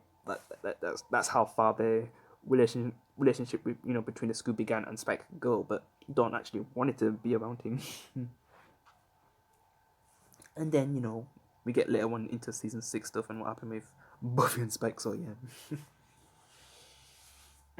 But yeah, I never had a real problem with Dawn, but like I said, she was annoying at times. But I kind of understand what she was going through, like realizing that you're not actually real. It's kind of like if she was a robot, it kind of be the same thing in a way, but she still had these emotions. Which yeah, this show does have robots, as there's like a character who's gonna be the villain for season 6. It's kind of funny who they make the villains of season 6. You call them the trio, right? But it's basically high school students from when they used to be in high school. I feel like it's like the nerds, or whatever I should call them. But they're called the trio in Buffy season 6 anyway. Even though there's kind of like 2 villains in season 6, but the second half, well, more like late Buffy season 6, someone who we know becomes a villain. But I'll talk about that more when I actually talk about season 6. But yeah, like I said, I never had a problem with Dawn. And I think she's an okay character, yeah. And I'm just gonna move on to the next character next. Yeah, I haven't even talked about Tara yet as well, since she came into the show in season 4. But like I said, she didn't really get too much screen time. She was still kind of new to the Scooby Gang, but still in a way longer. She's been around longer than Dawn, and they kind of both like get left out when there's big things going on. Until later on, of course. You also find out Tara's a witch, just like Willow, so they kind of have that connection, and they can do spells together. But yeah, this is the person who Willow ends up with after she moves on from, because they do start off as friends, and then like they start to have a relationship with each other.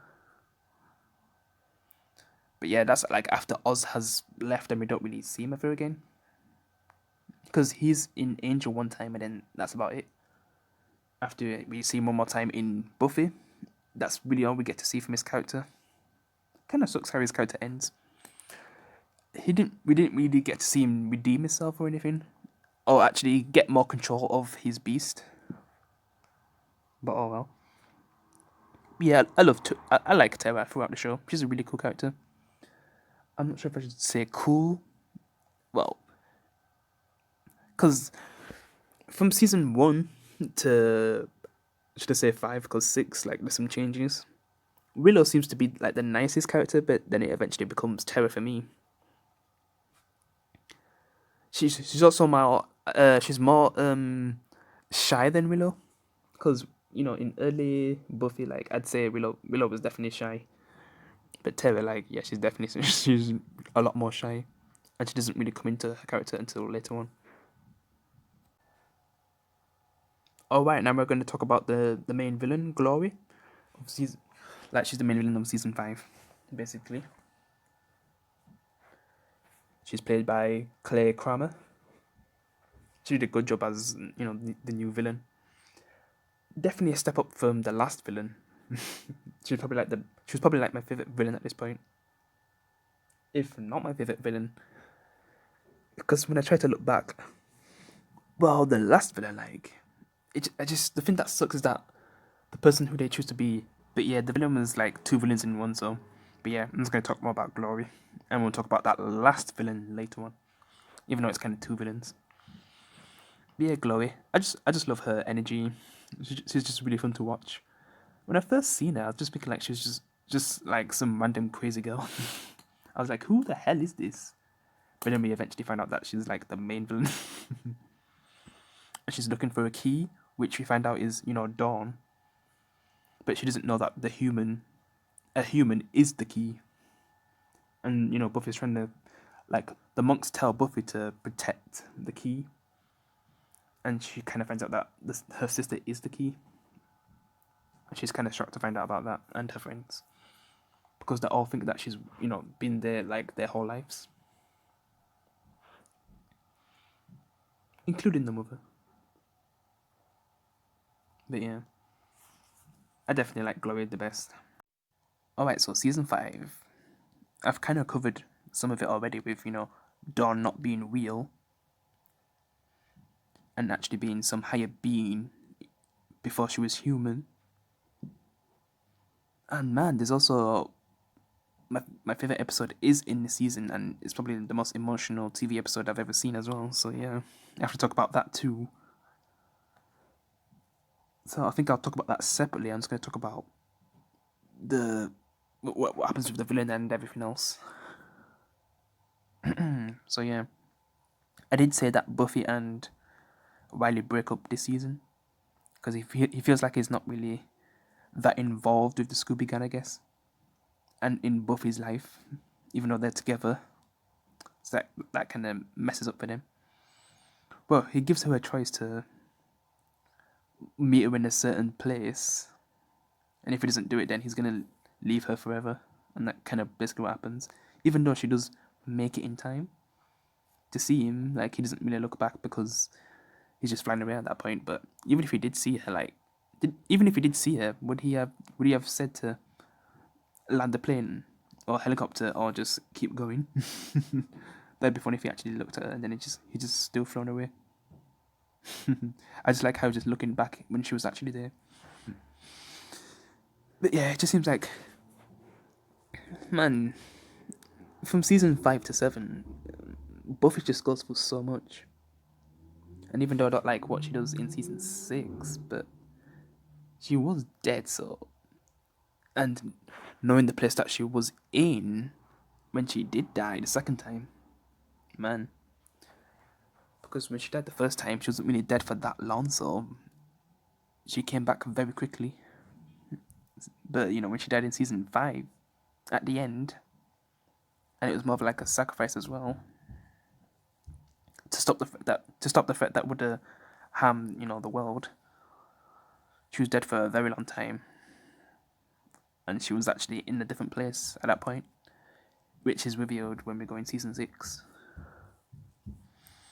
But yeah, Glory, like I said, her goal is to find out where the key is so she can go back to her hell dimension. We also find out that she's a god, so this is the first time Buffy's actually taken on a god. So she can't really fight her head on. But she does at first, but when she realizes that she's a god, they need to find a different approach. Also, Spike's more on their side in the season as well, so yeah. It's like he's trying to earn his keep this time. We also have Tara, like, she also gets more involved with the group and starts to use some of her powers against Glory, which is cool. Willow is the first one, since she's like, I'd say Willow's the strongest at this point out of the Buffy group, and I guess Buffy would be second, but is it kind of weird to say that the strongest member isn't the main character? Also, Anya, she's kind of got more into the team. And it's kind of funny how she talks, because she's not really used to being human, because she basically gets turned into a human, even though she still has. Well, does she still have her demon powers? I can't really remember what she still has. Because she's not really a demon anymore. Vengeful demon. She's with Xander now. And their relationship is, evolving. I also like how she has like a feeling about rabbits. Like she hates rabbits. And there's like an episode where there's like bare rabbits all over the place. I think she wanted to kill them all or something. Oh yeah, the magic box. Oh yeah, I forgot about the magic box is in this season. Which, Giles runs. And it's kind of a place where Anya can also be more human as well. It's a cool location. Because the previous owner in the first episode gets killed, and I guess Giles takes it over. Yeah, that was a cool storyline. And I think that's when Dawn and Spike's relationship began, like when she started to hang out with Spike. They kind of broke in there to get some answers. But I don't think it was like the very first or second episode when she actually found the book that she was looking for. I'm not sure how fast it actually went. Because when Buffy encounters one of the monks, well, she saves the monk from Glory when she first encounters Glory. She probably thinks she kills Glory as well. She probably don't even know what Glory was at that point, obviously, because that was her first encounter. But I don't think the monk tells her that. I think Giles, since Giles is the one who gets the information about each villain that they fight, he basically finds out that, I think he's the one who finds out that Glory's a god, then just tells everyone else. So they really need to find a good way to fight her. They eventually do defeat her, but I just don't. Well, Buffy gets a weapon from was it a warlock or something? It's basically one of Anya's exes, who she used to be with back when she was a venge demon. Basically used that to fight against Glory in the final showdown, because Glory's trying to. Yeah, because I think she has Dawn at this point. She's actually successful on getting Dawn. And then, oh my god, I kind of forgot.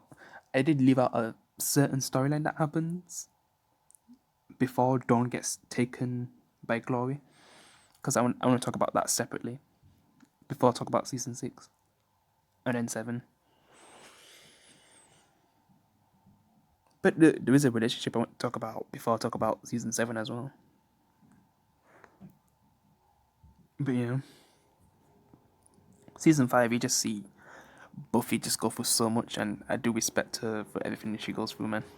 Jesus. So much hardship in this season.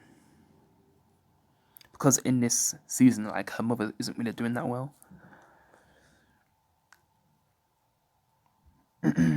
She basically ends up in the hospital as well, and we find out what's happening with her. And at the same time, like, the stuff that's happening with Glory, like, just things keep building up in her life with what's going on, and her school, like, that's not doing well as well.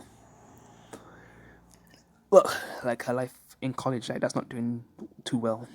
Like, just so much is going on with Buffy in this season. Like, I just feel like sorry for her, and everything that the main character's going through. It just sucks how a lot of the things don't really work out for her by the end.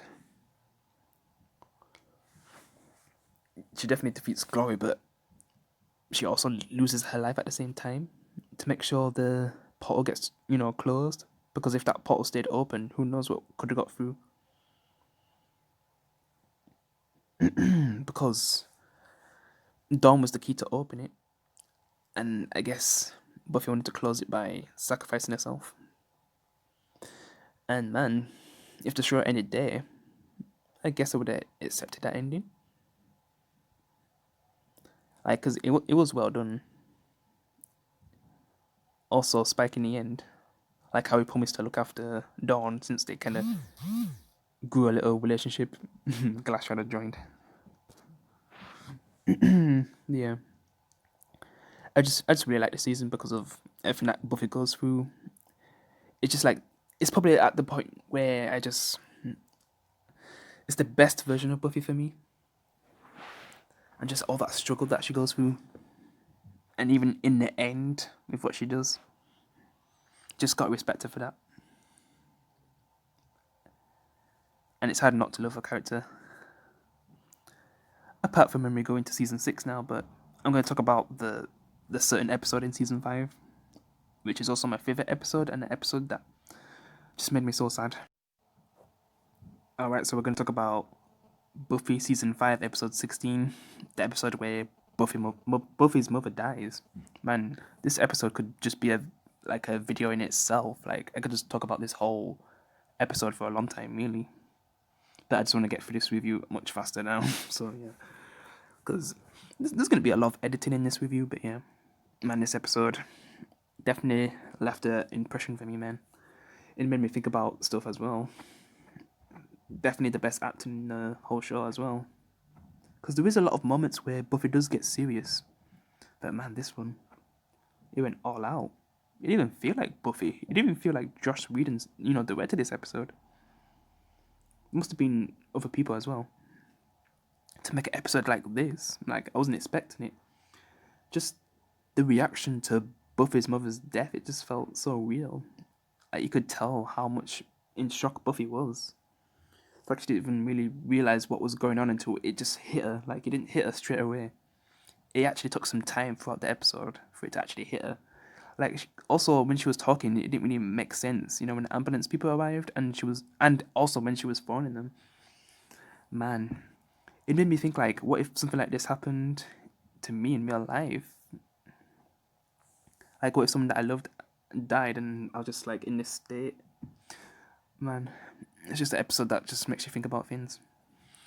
So sad as well, seeing all the characters' reaction and the people who grew up with her as well, like Xander and Willow.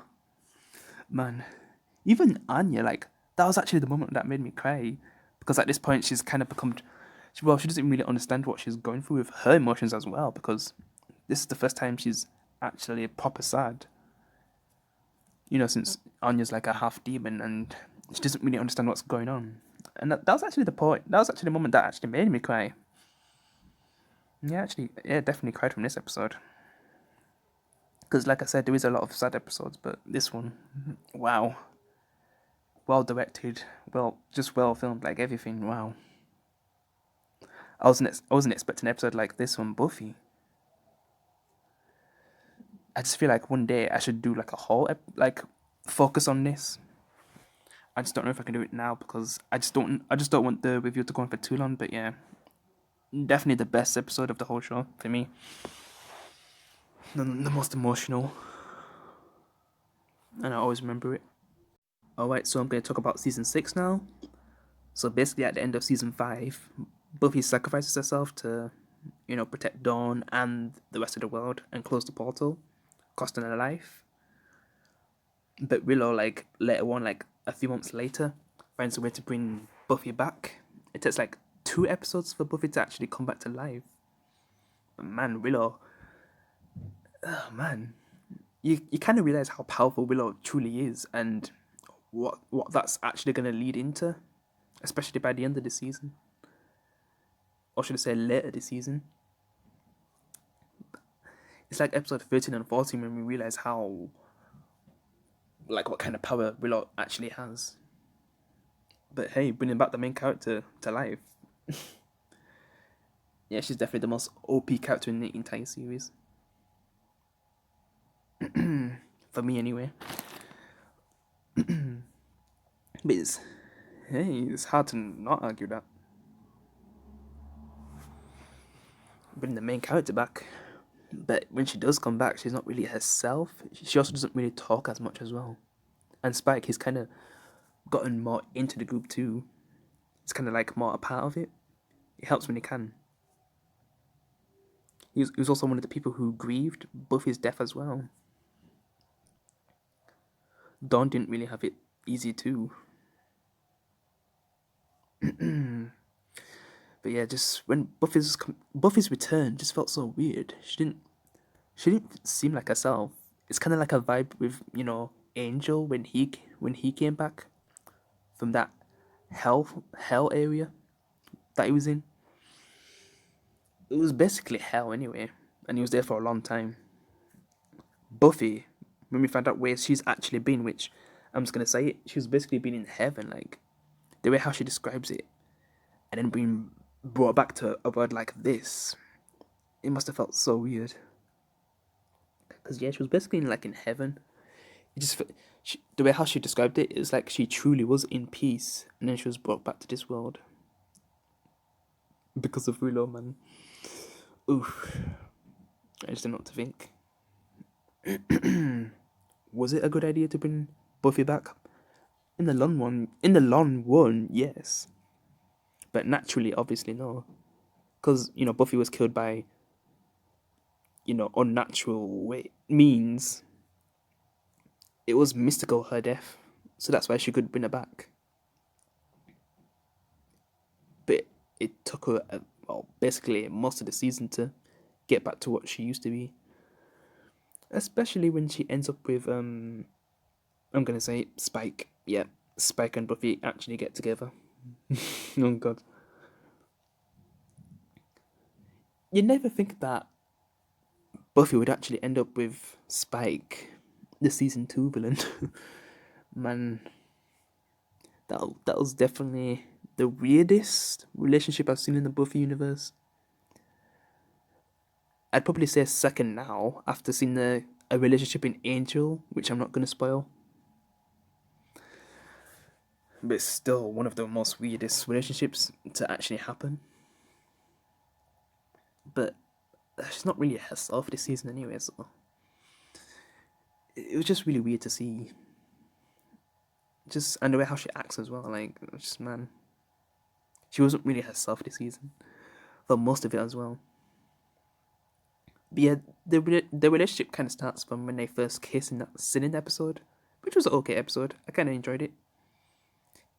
Like I've seen many musical episodes and shows, but this one was pretty good. Yeah, I enjoyed it. It was funny with the Anya parts, just the way how everyone was, because it kind of led into what was going on with the story while they were singing, so it was kind of funny.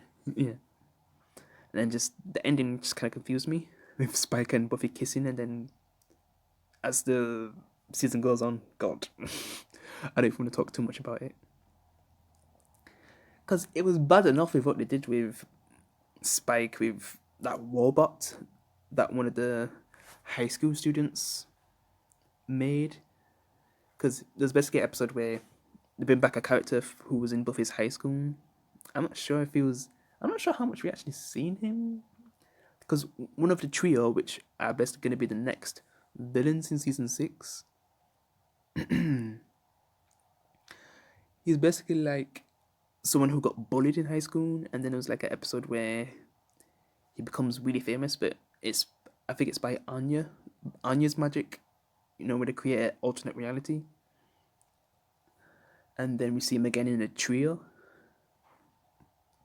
But one of them like basically makes robots, and Buffy basically stops that robot because it just goes on a rampage, and then he kills this guy's girlfriend as well. So yeah. But then Spike goes to this guy and tells him to make a Buffy robot, and then you kind of know how that goes and what Spike does with it. That's also that same robot's also used in season 6 to make the demons and vampires know that Buffy's not dead. But then it gets to a point where they realize that Buffy's actually dead and this is just like a warbot. And then it's just chaos until Buffy comes back to life. But she can't really deal with it because she's not really herself as well, so it kind of takes her a while. And then she deals with it, later on. But yeah. I kind of forgot about that warbot storyline. And how one of the trio members are a part of it. There's one of them who turns good in season 7, even though he was a part of something that made one of our characters go bad. Which, yeah. But yeah, the trio are a part of this season anyway. It's just weird how we got to a point where Buffy she's not acting herself and ends up with Spike as well. And then we get these villains who don't even seem like they should be the main villains, the trio. Like some high school students from Buffy's old high school. Like, oh my god. We're in a weird area. Like, they have all these plans to become, like, gods, so they're trying to collect all these things. Also, I forgot to say, Xander, he also gets a job. So it seems like out of all the characters, things are going the best for Xander. Because I'm sure, like, Tara and Willow actually break up. Yeah, just so many, because, oh yeah, I forgot to mention, because Willow, like, throughout the show, she's sometimes responsible for all the bad things that happen. But when we go into season 6, oh my god, it's like nearly every episode, like, she's responsible for all the bad things that are happening.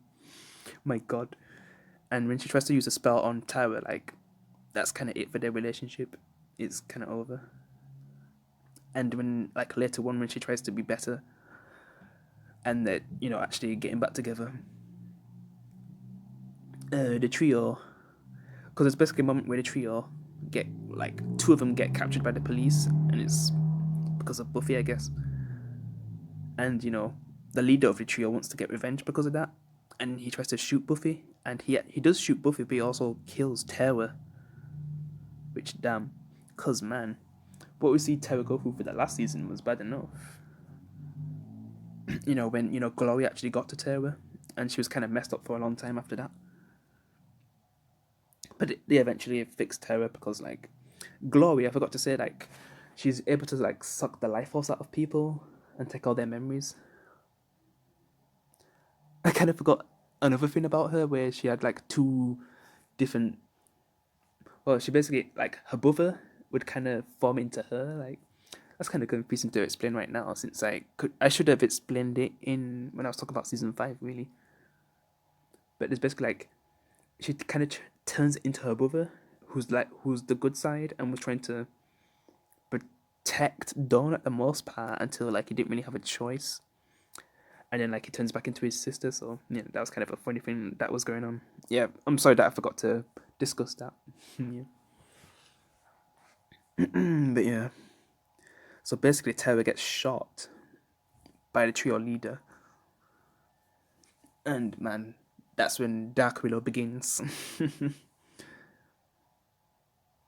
That's when we get to truly see what her power is capable of. And we just see her go on a rampage afterwards and try to get revenge on those guys as well.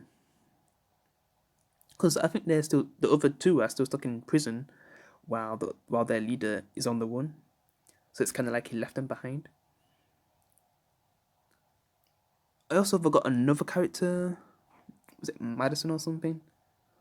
A character from Buffy's high school. Yeah, she does make a return as well. And she kind of shows Willow to this guy who, helps her increase her power. But in a way, I guess it was kind of a bad thing for what it leads to. So yeah, Madison. I don't really remember her character that well. Not really.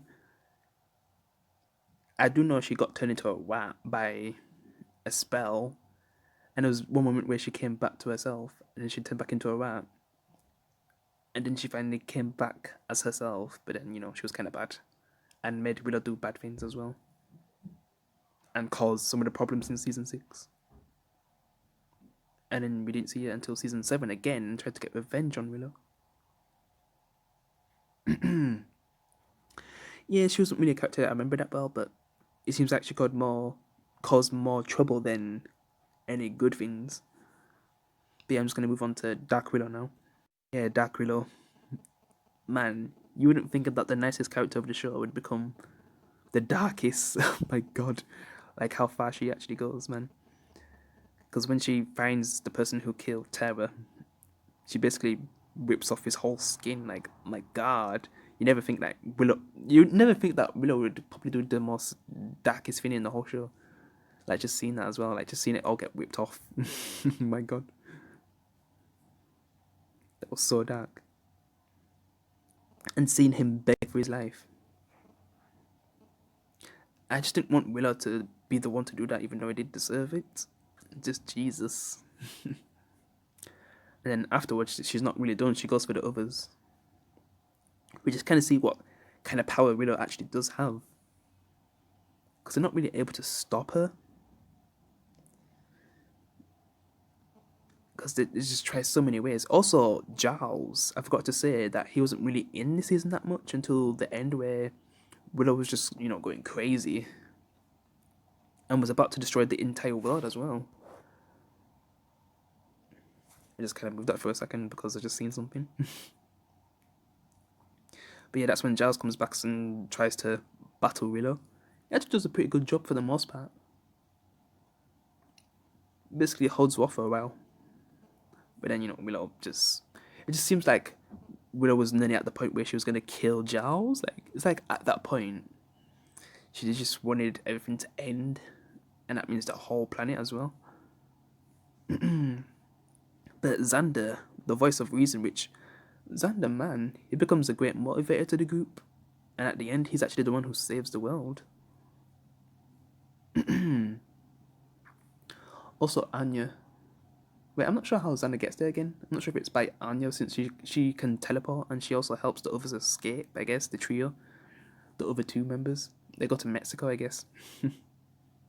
Well, they kind of get away than actually Anya helping him escape, because the others are trying to get him to safety. Because they're still probably going to send him back to jail, but they still escape anyway. Also, Buffy ends up stuck with Dawn on the ground, and it seems like they're in a lot of trouble. When some that undead kind of weighs up, and they're trying to take care of him, while Willow's about to destroy the world. But thanks to Xander, he's able to stop her by convincing her what her doing isn't right, and just understanding her pain, and just making sure she doesn't do the one thing. But yeah, Xander's basically able to get through it in the end. And to think that Xander's the one who saved the world, man. He definitely became the voice of reason at that point. And yeah, that's how season 6 ends anyway. And it's time to talk about the final season. Alright, so we're on the final season of Buffy. I'm going to talk about the first now. He's the final villain of the series. So his goal is to basically take out all the potential vampire slayers that could be chosen.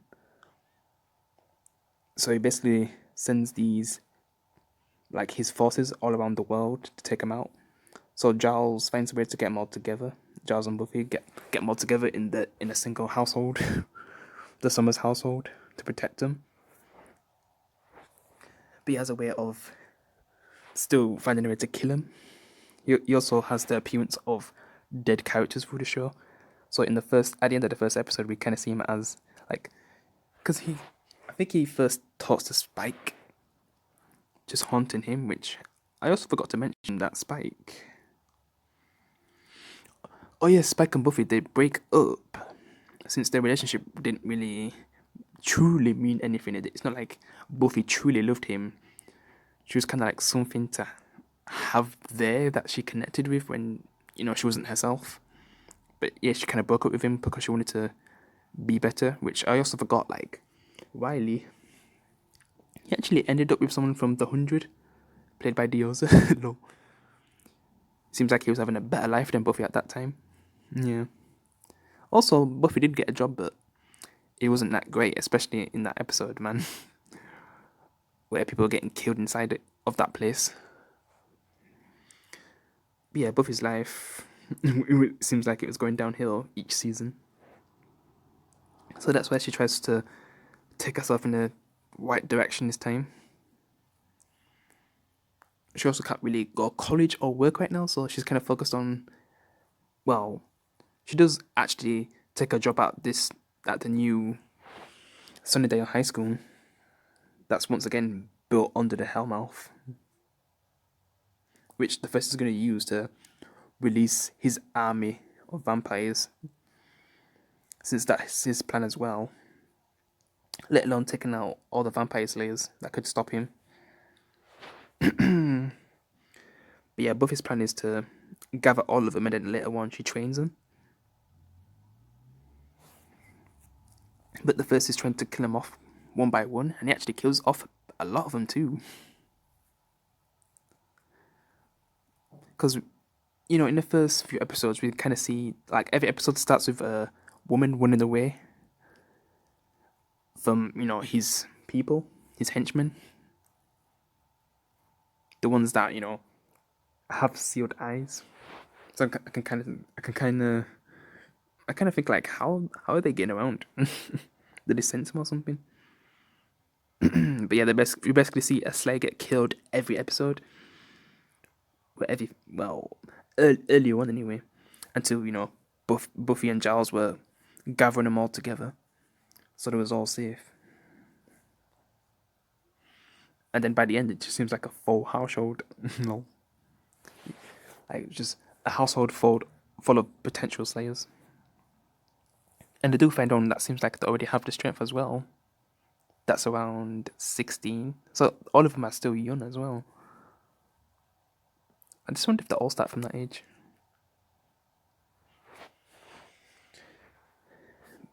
But yeah, like, throughout the season, it seems like... Oh yeah, I forgot to say, like, the first is basically the first evil to ever exist in the Buffy universe. You could say he's the definition of sin. He's the reason why all evil exists. He's the reason why vampires exist, demons exist, everything. And I guess his plan is to take over the world.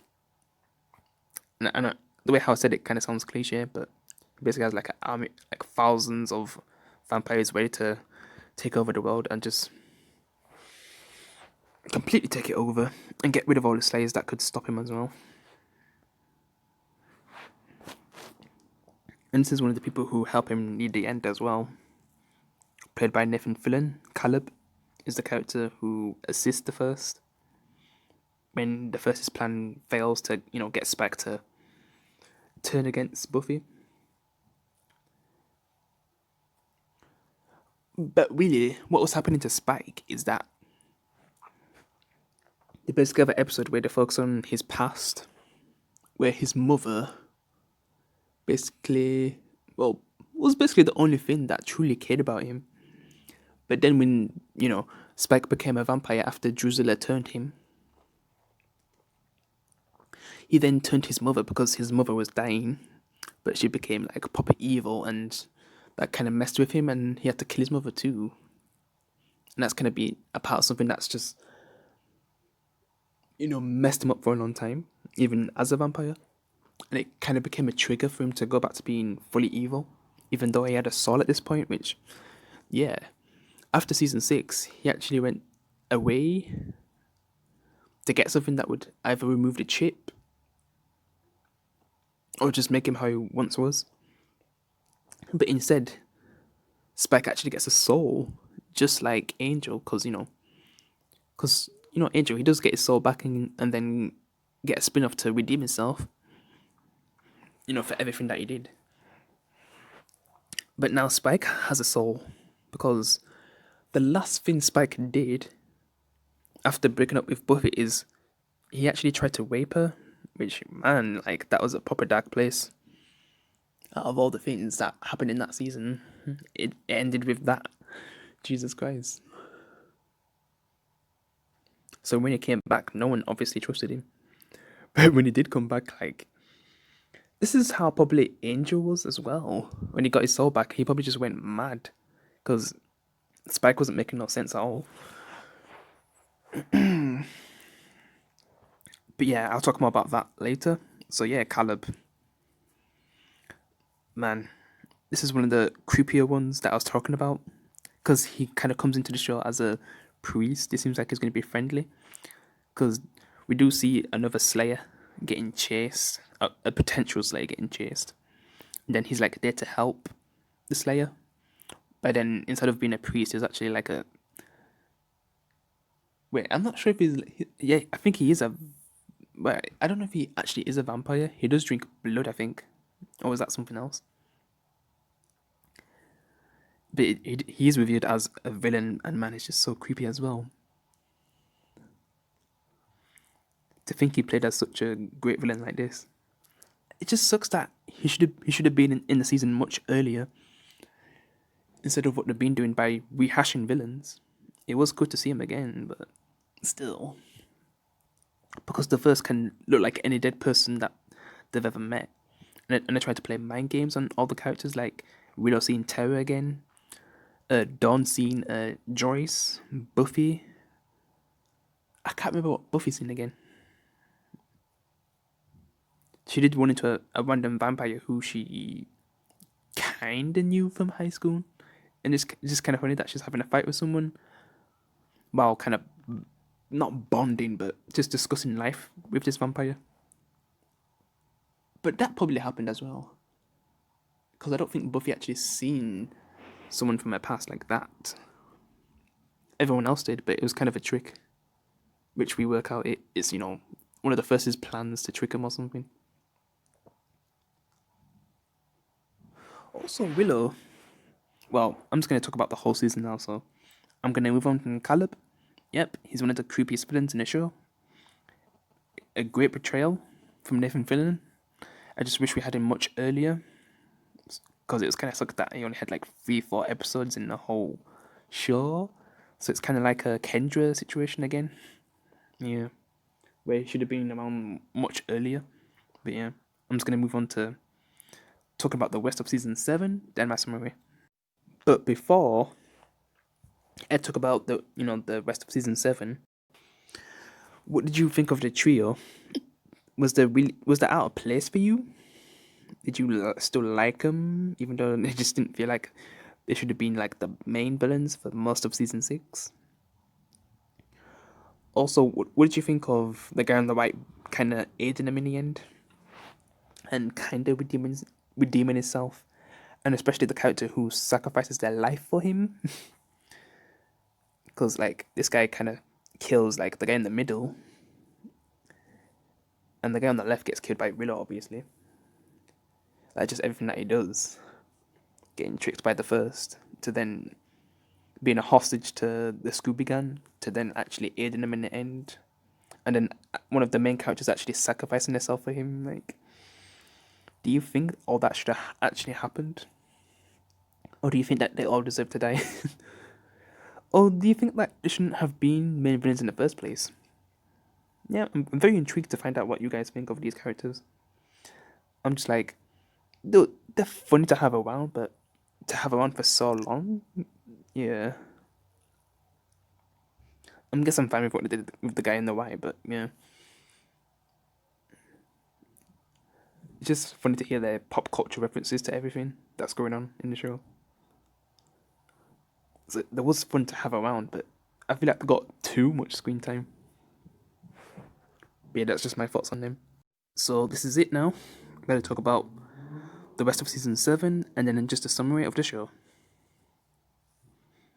So yeah, their plan in the end is to use Willow to harness the power of a weapon that they find, and Caleb, like, I think that's his weakness, that weapon that they find. And when Buffy gets it, like, he's kind of scared to fight her.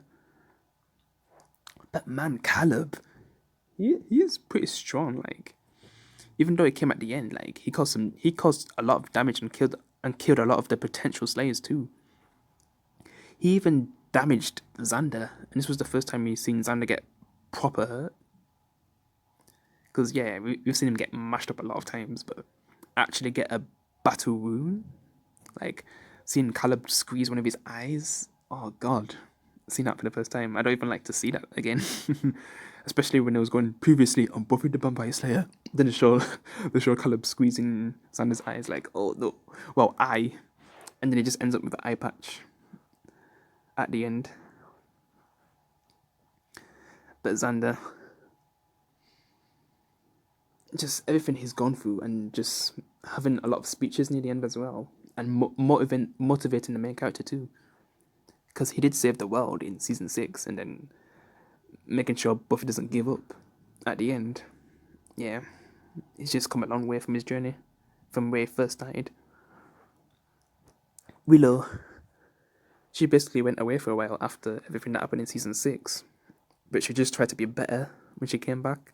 She also met someone who reminded her of Terra, and who is also one of the potential Slayers too. Yeah, she was nice, and I'm just happy that Willow found someone in the end, and it just didn't end up alone before the show ended. And yeah, they also brought back Faith. Yeah, I definitely like what they did with her in Angel, and when they brought her back, I was happy to see her again in the show. Because even in the end, like, she has come a long way too, from all the things she's done. Because the people who Buffy are protecting, like, they wanted her to lead, and that just shows her whole evolution as a character. And then Giles, he was my favorite to the end. He's just been so much with the Scooby Gang. You'd think he'd be the voice of reason, but that ended up being Xander. But yeah, I just love his father and daughter relationship with Buffy, and he was always there for him. Kinda not in season 6, but when things got really bad, he did come back. It was just kind of funny how in season 6 that he left at the beginning, then he came back when he found out that Buffy was alive, and then he left again, and then he came back when Willow went crazy. It was just so funny. Oh. But yeah, he will always be my favourite. And Dawn, I guess she's kind of hated, but she was alright. And that's all I've got to say about Dawn. But yeah, I will miss this cast. I'm not really sure how much I'm going to see from any of these characters in the final season of Angel. Also, at the end, Spike kind of could just say sacrifices. Because in Angel, Angel basically gets something what he brings to the final episode, and then Spike uses that to take out the army that's left after they finish fighting. Because man, I think a few of them actually died on that day as well. When I was fighting all those vampires, that was a cool ending. It felt like on the level of the Harry Potter, the final fight in Harry Potter. Yeah, I kind of got those vibes. It was cool. Also seeing Anya fall, that was sad. Also the new principal, I haven't really talked about him, but I recognise the actor from Lucifer. Yeah, it was good to see him on the show. And then he had a relationship with Buffy, but I guess he ended up with Faith in a way. And we didn't really get to see Buffy end up with anyone by the end. But we still got Angel, so we'll just see what happens there in the final season. But yeah. They basically defeat the first, because Caleb gets destroyed. He gets chopped in half by that weapon that Buffy uses. Also, Willow basically uses that weapon to create more Slayers. Well, make the potential Slayers basically have the Slayer strength, because the potential Slayers don't really have that strength because they're not actual Slayers. But Buffy still trained them just in case, if that day ever came, and to also help fight in this apocalypse that was going to come. And was able to defeat it thanks to Willow by making them all have the strength of a Slayer. Because before then, like, it was only Faith and Buffy that had the true strength of a Slayer. But by the end, everyone has the strength, which was cool to see. And Willow, man, it just shows how powerful she really was by the end. So cool. And yeah, that's, well, I'm kind of missing something. Oh yeah, Spike and what he did to one of the yeah, because one of the slaves that Spike killed was basically it was like the second slave that he killed on the bus, and that's where he gets his coat from as well. So basically, the principal is the like his mom is was that Slayer. So yeah, like the slave that Spike kills, the principal is the son, and he basically wanted to get revenge on Spike, but Buffy wasn't really allowing that because she needed Spike to finish this battle. She needed all the power that she needed, so she didn't want to deal with that feud right now. I don't even know if they ever deal with it or if he actually moves on the principal since he wanted revenge. Yeah, he also knew about the Hellmouth, so he already had a plan to try do something about that. But yeah, they basically destroy it in the end, and Spike also has a big part in that. But hey, due to some angel stuff, like they also help out too, in a way. I'm not gonna say how they helped out because spoilers. To get that thing to give to Spike, and it looks like Spike also dies along with Anya. But I'm not really sure because I can't really say anything because spoilers. But I'm not really sure what's going on Angel. But yeah, I can't really say anything. So it seems like Anya and Spike are dead at the end, sadly. It sucks they couldn't make it out as well. But we also get to see Spike and Buffy together one last time. Buffy says, "I love you." And then, Spike says, "No, you don't." They had such a weird relationship. And I have heard some people say that they liked him together, and then there's others like me who didn't. Yeah. I preferred the Buffy and Angel relationship, really. Even though sometimes it just felt a bit too much with them kissing and stuff. But it wasn't like a relationship. It wasn't a relationship where I was like, this is too much. Like, why are you showing us this? Like, that's how far Buffy and Spike's relationship went.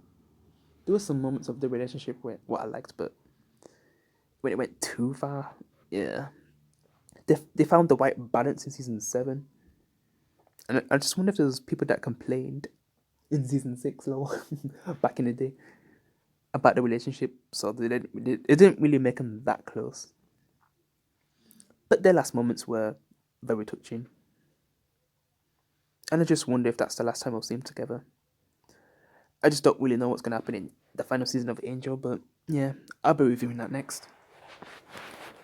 So yeah, I'm just going to talk about my summary now. Man, it was finally cool to watch this show. I also heard, well, I think I've already said this earlier on, but if I didn't, yeah, Sarah Michelle Gellar's kids are also watching this show, which is cool. I just wonder what they think of the show so far and how much they've actually seen. I just wonder what they're going to say when they get to that season 6. Oh my god. But yeah, it's a great show. I'm happy I finally got to watch it fully as well. I still need to finish Angel, and I'll have a review for that. It'll probably be I don't know, sometime in November. Definitely November. I'll be done with it. I still need to review The Boys, so I'm gonna be watching that now. I'm gonna go back to that show now since all the episodes are released. But yeah, this is definitely a show I'll definitely revisit in the future. I'm just happy to finally watch it now. I am gonna miss it. I just